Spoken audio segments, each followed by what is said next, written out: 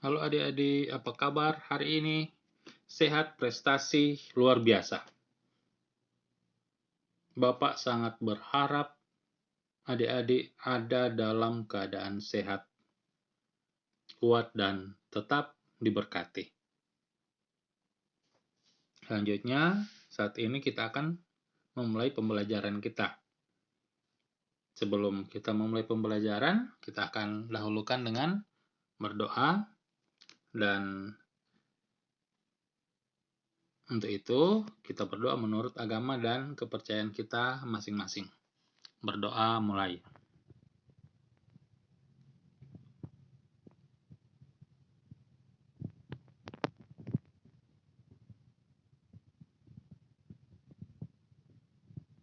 Berdoa selesai.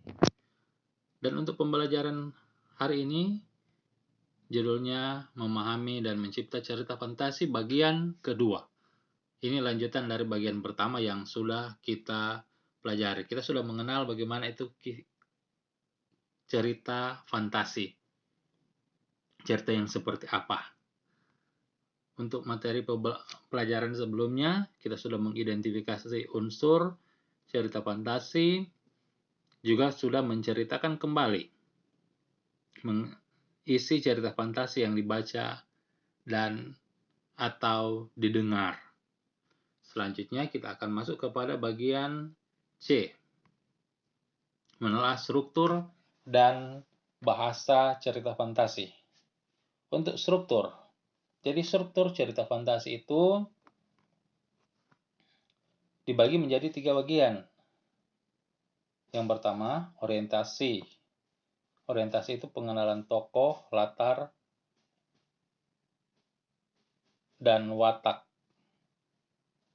dari tokoh, dan awal konflik yang mungkin akan terjadi. Selanjutnya ada komplikasi, hubungan sebab akibat sehingga muncul masalah hingga masalah itu memuncak. Dan biasanya pasti dalam cerita fantasi itu ada komplikasinya, ada permasalahannya. Dan selanjutnya yang terakhir adalah resolusi, berisi penyelesaian masalah dari konflik yang terjadi. Di dalam resolusi juga biasanya ditulis nilai yang bisa kita ambil untuk menjadi pelajaran hidup. Selanjutnya, bagian D. Kita masuk dulu ke ciri kebahasaan dari cerita fantasi. Ciri bahasa dari cerita fantasi biasanya menggunakan kata ganti dan nama orang sebagai sudut pandang penceritaan. Misalnya aku, dia, mereka, Eza, Doni, dan lain-lain. Selanjutnya, dalam cerita fantasi biasanya menggunakan kata-kata yang mencerap panca indera untuk deskripsi latar, baik latar tempat, latar waktu, maupun latar suasana. Jadi apa yang dirasakan, apa yang dilihat, itu yang digambarkan.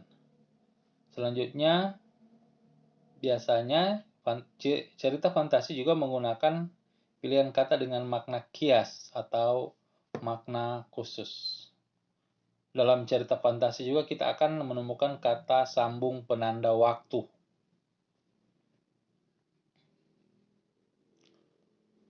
Dalam cerita fantasi biasanya juga kita menemukan penggunaan kata ungkapan keterkejutan yang berfungsi untuk menggerakkan cerita, yang biasanya itu terdapat di awal masalah.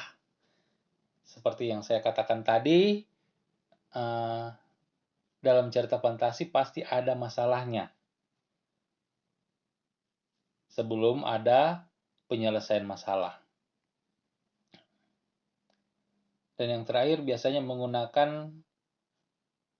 terdapat penggunaan dialog, kalimat langsung dalam cerita. Sampai sini saya harap adik-adik paham. Memang sebenarnya ini perlu banyak lagi penjelasan, tapi mengingat pembelajaran kita yang harus jarak jauh. Jadi ini Bapak padatkan, singkatkan sampai boleh dapat seperti ini.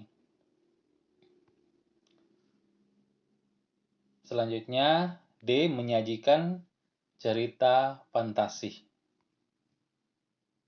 Hal-hal yang harus diperhatikan apabila kita menyajikan cerita fantasi. Yang pertama, merencanakan cerita. Ceritanya harus ada perencanaan. Selanjutnya, penggalian ide cerita fantasi dari membaca berbagai macam contoh, berbagai macam sumber cerita fantasi yang boleh kita temukan di internet, di buku-buku yang ada, di video, di televisi ada juga cerita fantasi.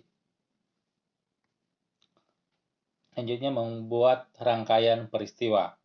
Jadi misalnya Doni, dari sini Doni kemana, dan seterusnya. Terjadi apa dan seterusnya.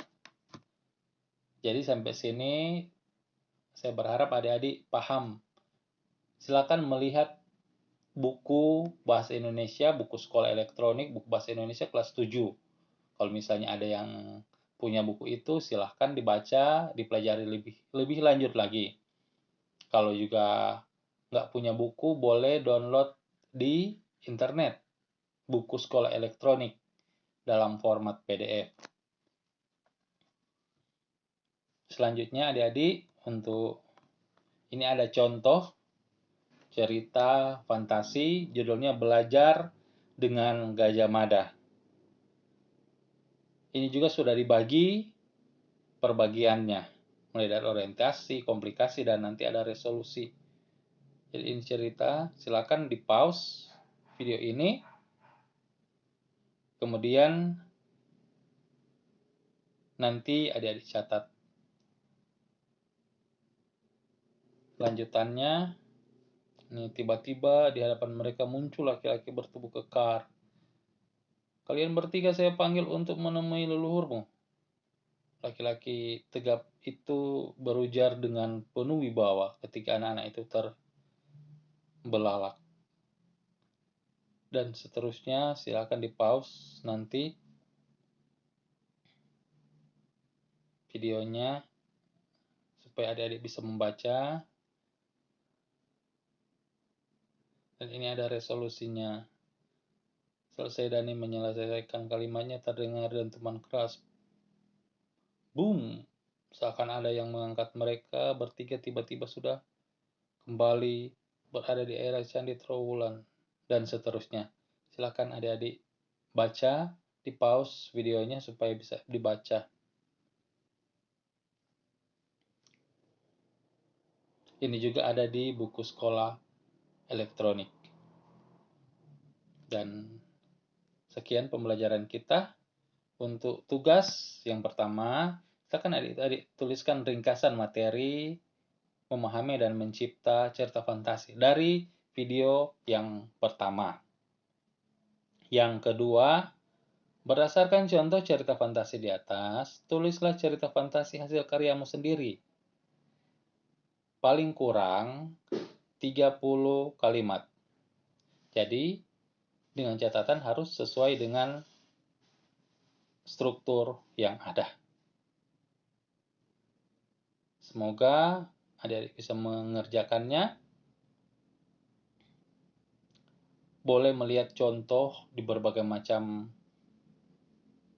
misalnya di internet, di video, di televisi, atau di buku-buku bacaan yang ada. Tapi karyanya nanti harus sesuai hasil karyamu sendiri.